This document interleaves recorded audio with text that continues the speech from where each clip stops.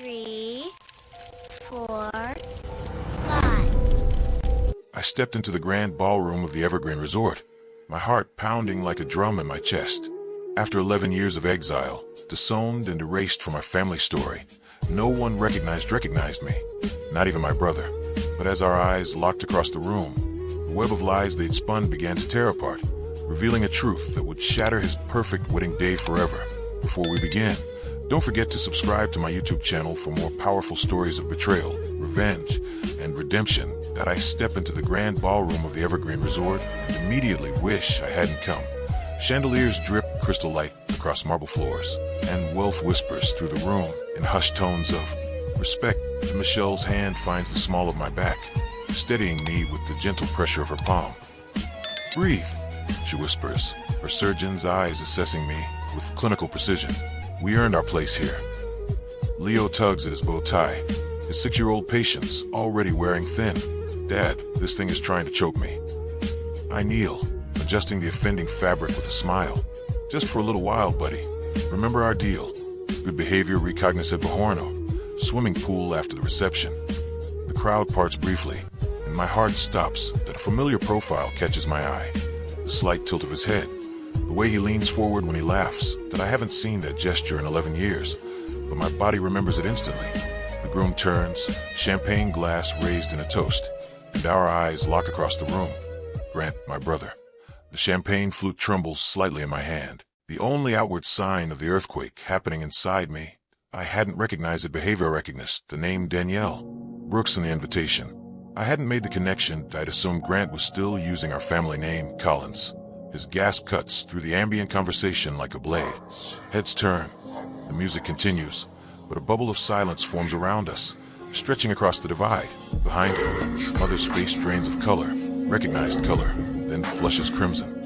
Father moves protectively toward Grant, his broad shoulders creating a barrier between us, just as he's done all our lives.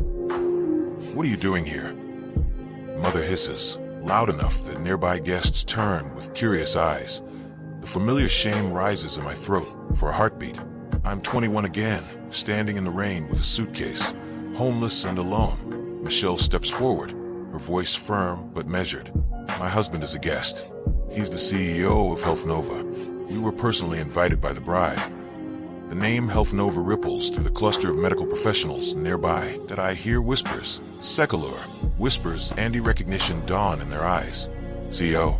A man in a burgundy suit turns to his companion. "That's Andrew Collins." The rain soaks through my thin jacket as Father's words echo in my memory. "If you're too ungrateful to help at the clinic, don't come back." The slam of our front door punctuates his sentence, final as a judge's gavel. Now I stand straight-backed in Valentino. The rain whispers, and rain is distant memory. The scared boy is gone. In his place stands a man who built something from nothing, who refused to disappear. Drain his DR. Danielle Brooks approaches, confusion creasing her brow. Her gaze darts between Grant's frozen face and my composed one. "You know the CEO of Health Nova?" She directs this question to my parents, then turns to me with growing interest. "We've been trying to partner with them for months. Your patient recovery system is revolutionizing post-surgical care." Grant attempts a smile, but it falters at the edges. Mother and father exchange glances loaded with panic. The whispers among the wedding guests grow louder, more insistent that I could make a scene. I could expose 11 years of lies. I could tell Danielle how they told everyone I had failed out of college, how they painted me as irresponsible while pocketing my tuition money for Grant's benefit. Power is finally mine. Instead, I simply say, "Hello, Grant. Congratulations." The simplicity lands like a thunderclap. Grant flinches as if I'd shouted. Michelle's hand returns to my back. A silent question. "Stay or go?" Leo looks up at me, innocent to the undercurrents swirling around us. "Dad, is that guy in a tuxedo your friend?" Danielle's gaze sharpens. She looks between Grant and me, her new groom and the stranger, who clearly isn't a stranger. "Grant." Her voice carries confusion and the first notes of suspicion. "I thought you said your brother was..." Her voice trails off, the unfinished sentence hanging between us. Grant's eyes dart frantically between his new wife and his parents for the first time in my life.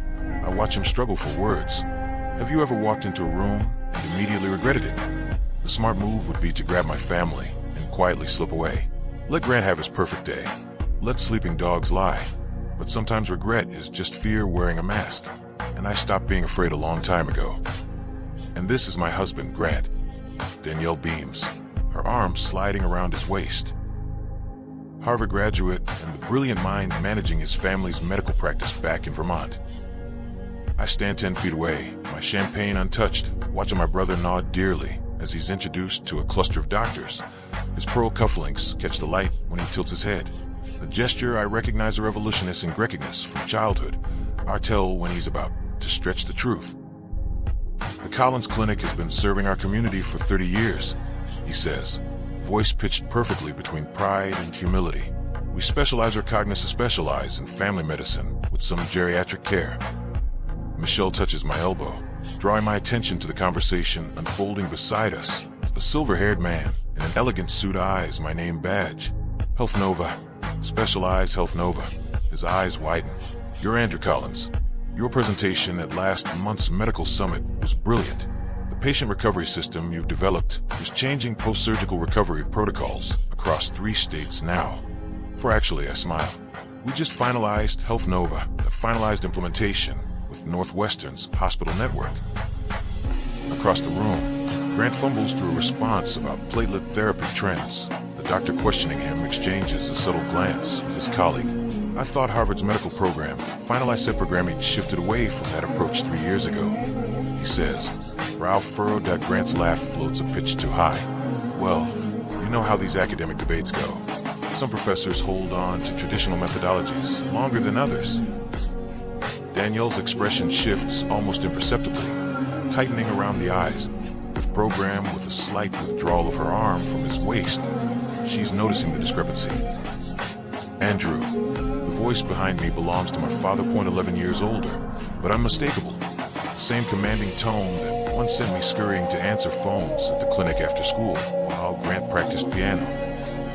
You need to leave, he says, positioning himself between me and the rest of the room.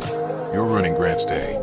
Michelle stiffens beside me, but I place a steadying hand on her arm. I was invited by Danielle. I reply, my voice low but firm. Perhaps you should explain why that upsets you. Father's face reddens. The expensive suit he wears can't disguise the man beneath. A small-town doctor whose authority stops at the borders of his own practice. Don't play innocent. You showing up like this, flaunting your whatever company you claim to run. Health Nova is hardly a claim. Michelle steps forward, every inch the Harvard-trained surgeon. The Medical Technology Conference in Boston last month featured your son as the keynote speaker.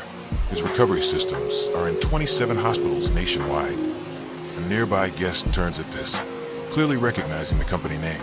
Across the room, my mother hovers near Grant, desperately trying to steer Danielle's colleagues away from my direction, her hands fluttering like panicked birds. Too late.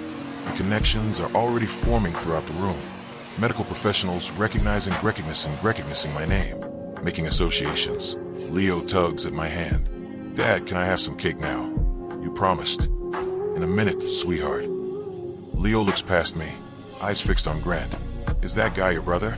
Does he go to Harvard like you did? Father's face drains of color. I recognize Engler before he can respond. Leo continues innocently. You showed me your old college pictures. The red buildings were pretty. Grant has drifted closer, Danielle beside him. His face freezes at Leo's words. Harvard, Danielle says, looking between us. You went to Harvard too, Andrew? Class of 2014. I answer simply. Danielle's colleague, a distinguished cardiologist based on his conversation, turns to Danielle. You didn't mention your husband's brother was Andrew Collins. His work on predictive algorithms for post-surgical complications is revolutionary. Northwestern Medical has reduced readmission rates by 22% using his systems. The weight of 11 years of lies settles visibly on Grant's shoulders. He reaches for Danielle's arm, but she steps slightly away, her attention now fully on the professional conversation happening around me. Rain drums against my dorm window as I stare at the bank statement. The numbers not colored, that numbers are computing. My college fund depleted. Trans numbers was depleted and to an account I don't recognize. Was depleted and recognized. The same day, a package arrives from Grant. Photos of a spring break in Cancun. The trip, I couldn't understand how our family could afford that I shake off the memory, focusing on the present. Danielle has pulled Grant aside, their heated whispers visible from across the ballroom. Her face reflects growing confusion, then disbelief, then something harder as he clutches at her sleeve. "You told me you graduated from Harvard," she says, voice rising just enough to carry. "I went there. I've never heard your name mentioned by any of the faculty." Grant's response comes frantically. It was mostly remote learning, a special program recognized. Program A had 4. Harvard Medicine doesn't offer remote degrees. Danielle's voice has gone cold. Never has. Color program color drains from Grant's face as he realizes Color Realis's, his carefully constructed life, is beginning to collapse. His eyes dart around the room, landing on mine with desperation. Danielle steps back from him, straightens her tie, and turns with deliberate steps. She walks across the ballroom away from Grant, directly toward me. Behind her, Grant's pleading eyes follow, a drowning man watching his last lifeline walk away. Danielle guides me away from the crowd with a gentle hand on my elbow. Her fingers tremble slightly against my skin, the only indication that the poised doctor is rattled. "Let's find somewhere quieter," she says, her voice steady, but her eyes darting back to where Grant stands with my parents, their heads bent together in urgent conversation. We settle in a small alcove at the edge of the ballroom. 2 plush chairs, a small table between us. The muted lighting cast shadows across her face, highlighting the sharp angles of confusion etched there. I apologize to Realis's apologist for the awkwardness. She begins, straightening her bow tie. Her words trail off, uncertain how to frame the chasm of questions between us. "You didn't know Grant had a brother." I finish for her, keeping my voice neutral. Danielle's eyes widen. "He mentioned a brother once, or apologies, but said you dropped out of college after a semester, that you couldn't handle the pressure and disappeared." The old wound throbs, but I don't flinch. Years of boardroom negotiations have taught me to keep my face composed even when bleeding internally. "I graduated summa cum laude," I say simply, "while working 3 jobs. 3 jobs. Her brow furrows. Mornings at a coffee shop, evenings at the hospital reception desk, weekends at a call center. Once but center. The memories flood back. The bone-deep exhaustion, falling asleep over textbooks, the relentless push forward. I put myself through school part-time, with no family support. Each word lands like a stone between us, ripples spreading outward. Danielle's expression shifts from confusion to calculation, the surgeon's analytical mind reassessing everything she thought she knew. "Harvard?" she asks, naming her alma mater. I shake my head. "Community college first, then State University. I couldn't afford Harvard after I discovered my college-funded bin." I pause, choosing my words carefully. "Reallocated to Grant's education," she concludes, the pieces clicking into place. The ballroom around us blurs as memories surface, of sleeping on Sarah's lumpy couch for 6 months, showering at the YMCA when Jamie's girlfriend kicked me out, and eating ramen for weeks straight to save for textbooks. The humiliation of asking professors for extensions because I couldn't stay awake after triple shifts. The hospital where I work reception. I continue. That's where I met Michelle. She was a resident then. I remember that night clearly, hunched over healthcare administration textbooks during my dinner break, exhaustion pulling at my eyelids. Michelle stopped at my desk, curious about the complex diagrams I'd sketched in the margins. "Do you understand Kellerman's patient flow theory?" she'd asked, surprised. "It's flawed," I'd replied without looking up. "The bottleneck isn't intake, it's documentation requirements between departments." She pulled up a chair, and we talked until my break ended. The next day, she brought coffee and questions about my ideas for streamlining patient recovery. Within months, we were developing the prototype that would become Health Nova's cornerstone product. Danielle leans forward. "And Health Nova, Grant mentioned you work some office job." I can't help the small smile that touches my lips. We started in our apartment 7 years ago. Last quarter's revenue was just under $400 million. Across the room, I spot my parents flanking Grant like sentinels. Dennis paces small circles, his face flushed with anger, while Margaret clutches Grant's arm, her knuckles white with tension. They cast frantic glances our way, whispering urgently. "They're going to try to separate us soon," I say calmly. Danielle follows my gaze. They appear concerned. Michelle approaches us, phone discreetly positioned at her side that I recognize her strategy, documenting behavior while appearing casual. A protective measure we've learned after years of navigating hostile business environments. "Everything all right here?" she asks, her surgeon's eyes performing a quick assessment of my well-being. "Just catching up," I reply, gratitude warming my chest. The woman standing beside me, steady, brilliant, can see me as I am, not as my family's convenient narrative that on cue. Margaret bustles toward us, her voice pitched to carry. "Danielle, there's someone from Boston General dying to meet you." Her eyes slide past me as if I'm invisible. A familiar sensation. Danielle stand her ground. In a moment, Margaret, Andrew and I are having an important conversation. My mother's smile stiffens. Always the attention seeker, our Andrew. She turns to the nearest cluster of guests. He's always been jealous of his brother's accomplishments. The statement hangs in the air like smoke, acrid and choking. Several guests shift uncomfortably, eyes darting between us, and I remain seated, back straight, face composed. Michelle's hand rests on my shoulder, a silent anchor. When the bathroom door swings closed behind me 20 minutes later, I'm not surprised to find Grant already inside, reapplying cologne with trembling hands. Our eyes meet in the mirror. "Why are you doing this to me?" he demands, voice breaking on a final word that I wash my hands slowly, deliberately. Doing what exactly? Ruining my wedding, making Danielle question everything. Tears streak his carefully applied makeup. "I'm not doing anything," I reply softly. "I'm simply existing." Grant slams his cologne bottle onto the marble counter. "You were supposed to stay gone." For the first time, I see the fear behind his anger, the terror of a house of cards beginning to collapse. "They told everyone you were a dropout," he continues, words tumbling out like a confession, "that you couldn't handle responsibility, that you were, and yet here I am." I interrupt, handling quite a lot. When I emerge from the bathroom, my composure is intact, that I return to Michelle's side, to the warmth of her hand finding mine. Grant follows minutes later, face freshly composed, but something essential has shattered behind his eyes. I notice it immediately, the subtle shift in the room, wedding guests gradually drifting toward us, drawn by genuine curiosity, a neurosurgeon discussing patient recovery innovations, with Michelle, a hospital administrator, slipping me her card. "Your post-operative recovery system reduced our complication rates by 30%, she tells me. "We'd love to explore expanding its implementation." Danielle stands at my elbow, attentive to the conversation, asking insightful questions about Health Nova's technology. Her new groom hovers at the periphery, unneeded. Father approaches, shoulders squared for battle. "Danielle," he interrupts loudly, "this is Grant's wedding. Let's focus on his accomplishments." The silence that follows fills the room like water, drowning everything else. All eyes flick between Danielle and Dennis, then to Grant, whose smile stretches thin across his face, and no one speaks.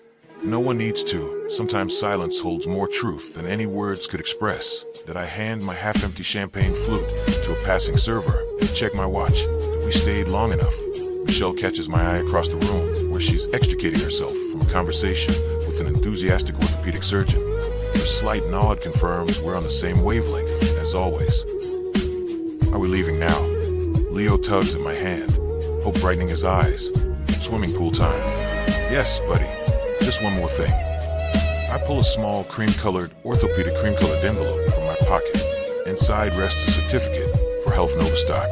Not life-changing money, but enough to make a statement. This is who I am now, not the desperate boy they threw away. Michelle joins us, her hand finding the small of my back. "Ready?" "Almost." I scan the room for Danielle. The poor woman deserves some courtesy on her wedding day, even if her in-laws don't find her near the bar. Watching Grant with an expression orthopedic cream-colored recognize too well. The first hints of doubt creeping into what should be certainty. Why brother works the room with practice charm. But now I notice how he flinches slightly when medical terms enter the conversation. How quickly he redirects. "We're heading out," I tell Danielle, offering the envelope. "Congratulations again." She takes it with genuine warmth. "Thank you for coming, especially considerate." Her eyes drift toward my parents, who hover nearby like vultures circling wounded prey. "I appreciate the invitation. I mean it. Closing this chapter matters more than I realized. Practiced. Danielle leans closer, voice dropping. I'd like to visit Health Nova sometime. Professionally. Our eyes meet, understanding passing between us without words. She knows. Maybe not everything, but enough. My assistant will set it up. I offer my business card, aware of Grant watching us, his smile cracking at the edges like old porcelain. Mother glides toward us, social armor realized up firmly in place. Andrew was always so driven. She tells a nearby guest with calculated lightness. Of course, he had advantages we couldn't provide Grant. The blatant reversal of truth would have wounded me once. Now it's almost comical. What advantages were those Summer misses? Collins, Michelle asks innocently. The 3 jobs while putting himself through night school, or sleeping on friends' couches after you took his tuition money? Mother's face hardens, but a cluster of Danielle's colleagues has drifted within earshot. She reads his step, recalculating.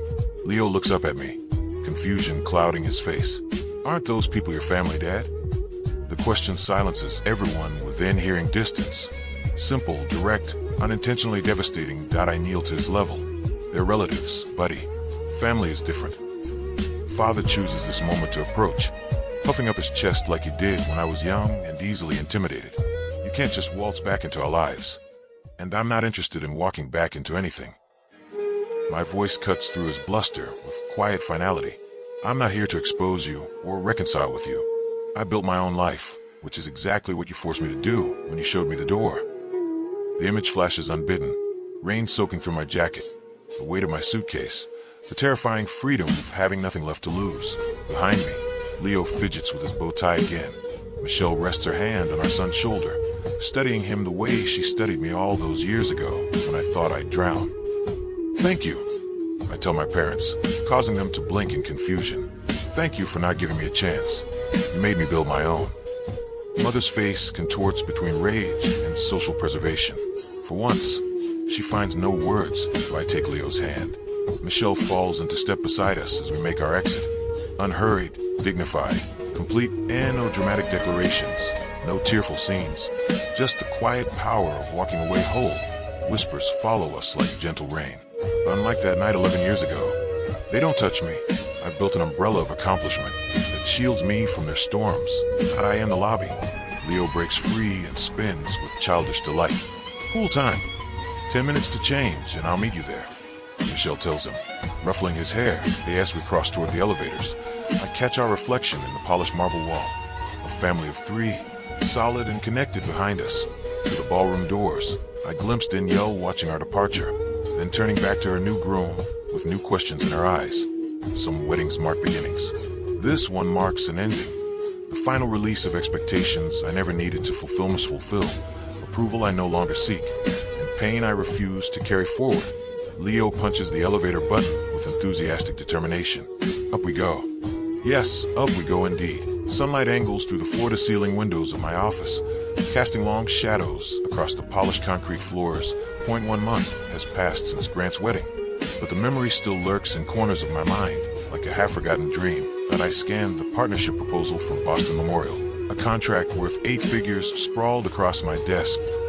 Health Nova's patient recovery system reduced post-surgical complications by 37% in their trial run. Numbers don't lie. Numbers don't play favorites. Fulfill favorites. My assistant Meredith's voice crackles through the intercom. Dr. Danielle Brooks is here to see you. My pen stills against paper. I hadn't spoken to my brother's wife since that night. Send her in. Danielle enters like a woman carrying invisible weight. Her shoulders curl forward, suit jacket wrinkled at the elbows. Dark circles shadow her eyes. Thank you for seeing me without an appointment. She stands awkwardly until I gesture toward the chair opposite my desk. Coffee, I offer. She shakes her head. I can't stay long. I wait. Experience has taught me the power of silence. I've consulted with a lawyer about annulment possibilities. The words tumble out like stones. Everything Grant told me was fabricated. He never attended Harvard. He never managed your parents' clinic. He's the receptionist. I absorbed this without surprise. The lies were always there, waiting for someone to notice. I'm sorry to hear that, I say, and mean it. Your parents made him the face of their practice, while they... Her voice trails off as she runs a hand through disheveled hair. The billing practices at their clinic. They've been charging Medicare for procedures never performed, using outdated codes deliberately.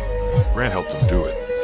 The revelation lands like a slap, not because it's shocking, but because it confirms suspicions I buried years ago. I didn't mean to drag you back into this, Danielle continues, but when I started investigating Grant's background, I found patterns and disheveled and discrepancies. Your name kept appearing in old clinic records, then vanishing completely 11 years ago. The skyline beyond my window shimmers in summer heat. I built this view from nothing while they built their lives on fabrications. They used my college fund for Grant. I say simply, when I confronted them, they told me I wasn't Harvard material anyway. Danielle winces. The irony is I never wanted to be a doctor. I wanted to improve medical systems, make them more efficient, more accurate. You've done that, Danielle says, glancing around my office. Health Nova is transforming post-surgical care across the country. A silent stretch is between us, comfortable in its honesty. The clinic is being investigated, she finally says. I submitted anonymous information to the proper authorities after discovering the extent of the fraud. They've been doing this for nearly 15 years. 15 years. Beginning right around the time I left for college. My phone buzzes with a text from Michelle. Picking up Leo early. Zuday, join us. A warmth spreads through my chest. This is my real family now. What will you do? I ask Danielle. She straightens her shoulders. File for annulment, cooperating investigators. Start over. She hesitates. I came to apologize for my unwitting role in reconnecting you with your past, and to ask, do you plan to get involved in the investigation? The question hangs between us, heavy with implication that I could destroy them completely. One phone call from the CEO of Health Nova to the Medicare fraud investigators would accelerate everything. No, I say finally. I built my life separate from theirs. I intend to keep it that way. Relief washes across her face. Thank you for seeing me. After Danielle leaves, I stand at my window, watching traffic flow 40 stories below. My phone vibrates with a voicemail notification. Grant's number, the third this week. Michelle calls as I'm gathering my things to meet them at the zoo. You sound tired, she says. Danielle Brooks came to see me. The family clinic is under investigation for Medicare fraud. A pause. Are you okay? Yes. The answer surprises me with its truth. Are you going to get involved? I watch a red-tailed hawk circle the skyscrapers, riding thermals with effortless grace. I was thinking about what you said last week about how my success is already their greatest punishment. I stand by that, Michelle says, but it's your choice. My computer chimes with an incoming email. An attorney representing the Medicare Fraud Investigation Division requesting information about my time at Collins Family Practice. Attached are documents requiring my testimony. They want me to testify. I tell Michelle. What will you do? I consider the question. Part of me wants to delete the email, refuse the request, and then let whatever happens to them happen without my fingerprints anywhere near it. Another part remembers patients who trusted them, elderly men and women whose Medicare benefits were stolen. I'll forward them copies of the clinic's original records from when I worked there. I decide. Nothing more, nothing less, just the facts. I'm proud of you. Michelle says that my phone buzzes again. Another voicemail from Grant. Her third today. The first one begged for money. The second threatened to tell Leo the truth about his father. That I don't need to hear the third. I pressed delete without listening. The small action was surprisingly final. Leo wants to see the new tiger cubs, Michelle says, her voice a welcome anchor to my real life. Tell him I'm on my way. I gather my bag, pausing at the door to look back at my office. The Boston Memorial contract waits on my desk. Another hospital ready to implement the system I built from nothing but determination and long nights that I closed the door behind me, leaving Grant's voicemail in digital oblivion where it belongs. Some debts can never be repaid. Some wounds never fully heal. But I've learned that moving forward doesn't require forgiveness. Sometimes it just requires letting go. The purple coneflowers bend towards sunlight. I pinch back another spent bloom, adding it to the collection, and my Palm Point 6 months have passed since the wedding. 6 months of breathing easier, like finally stepping out of shoes that never quite fit. Leo races between the raised beds, his Batman cape fluttering behind him. Dad, can I water the tomatoes? Start with the peppers, I tell him, pointing to the drooping leaves. They're thirsty today. He grabs a small watering can, tongue poking out the corner of his mouth as he concentrates on not spilling.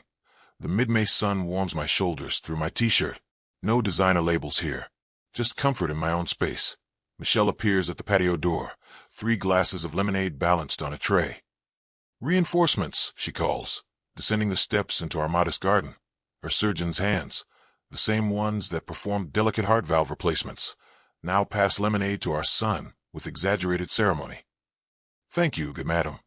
Leo responds with a wobbly bow that nearly spills his drink. Michelle's eyes meet mine over Leo's head. The unspoken conversation passes between us. This is what matters. This garden, this boy, this life we built from nothing but determination and truth. The Davis Hospital Board approved the patient recovery system. Michelle says casually, though we both know what this means, the 5th major hospital chain to adopt Health Nova's technology this year alone. Thousands more patients who will recover safely because of what we created. That's number 5, Leo announces proudly, counting on his fingers. Dad's helping all the sick people get better faster. I ruffle his hair, amazed at how he absorbs everything. That's the idea, buddy. The doorbell chimes from inside. Michelle raises an eyebrow. Expecting something? FedEx, probably. Those component samples from Switzerland. But when Michelle returns, her expression has shifted. She holds a certified letter. The return address island visible even from where I stand. Grant Collins Brooks, that my stomach tightens. The familiar knot I thought I'd finally untangled. I'll be in my office. The envelope sits on my desk for 17 minutes while I finish reviewing quarterly projections. Michelle leans against the doorframe. Silent support. When I finally slide it open, a single sheet of cream-colored stationery slides out, covered in Grant's careful handwriting. Andrew, the clinic closed last month. Not because of anything you did, but because of everything Mom and Dad did. The investigation found billing irregularities going back 15 years. Danielle left me. She said she couldn't build a life with someone she couldn't trust. She was right that I'm not writing to ask for money. I know better now. I'm writing because I need to tell you that you were never the problem, that I was raised to believe your intelligence threatened mine. Your independence undermined my security, that I believed them when they said cutting you off was necessary. I was wrong. They were wrong, and I'm sorry, Grant. Michelle doesn't ask what it says. She waits until I fold the letter and place it back in its envelope. What will you do? She asks. Nothing dramatic. I answer, turning to my computer, that I open a document, type for several minutes, then print a single page that I slide it into a Health Nova envelope with the letter I've written. 2 weeks later, I stand at the edge of the American Medical Technology Conference in Chicago, watching my team demonstrate our latest innovations to a crowd of healthcare professionals. The Health Nova booth draws attention. Our reputation preceding us now. A flash of movement catches my eye. Someone in pale blue scrubs near the education pavilion. Grant, his hair pulled back in a simple ponytail, listens intently to a speaker discussing entry-level medical coding certification. Our eyes meet across the crowded exhibition hall. No gasps this time, no drama, just quiet recognition. He holds the Health Nova internship application I sent him, clutched like a lifeline. That I offer a small nod. Not forgiveness exactly, but acknowledgement that he returns it. Eyes bright with something that might be determination. We don't approach each other. Some relationships are completed, not continued.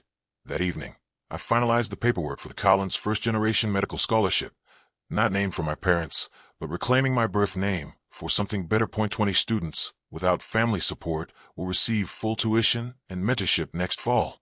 Back home, I kneel in our garden again, digging small holes for new seedlings. Leo helps, his small hands patting soil around tender roots. Some plants don't grow well next to others, I explain, showing him how to space the seedlings. They need their own space to thrive. Like people? He asks, surprisingly perceptive. Smart boy, I whisper, kissing his forehead. Yes, like people. The sun slants golden across our yard, through the kitchen window. I see Michelle preparing dinner, moving easily through the space we've created together. I press another seed into the dark earth, covering it gently. Some roots you're given, others you get to choose. Fire, thanks for listening. Sparkling heart, if the story moved you. Share it with someone who needs it. Drop a comment with the part that hit you most. And don't forget to subscribe for more powerful stories.